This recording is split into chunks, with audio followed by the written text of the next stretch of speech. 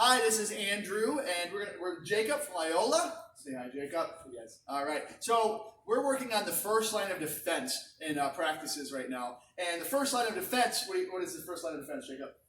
Pivot.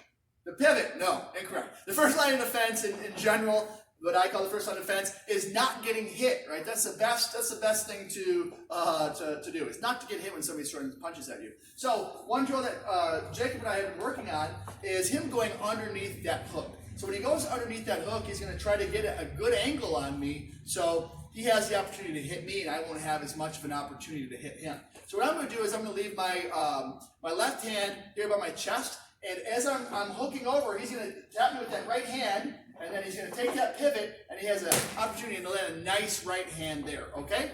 So I'm holding the pad here.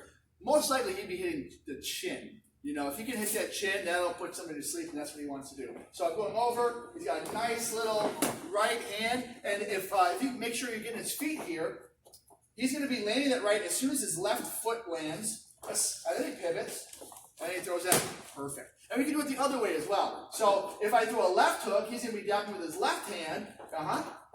Nice job. So with this, I want you to take that step and try to come over so you can see right down that ear hole. If you can see down that ear hole, you're in a good spot. So going over. That's perfect. And he's going to go right over my shoulder. One more time.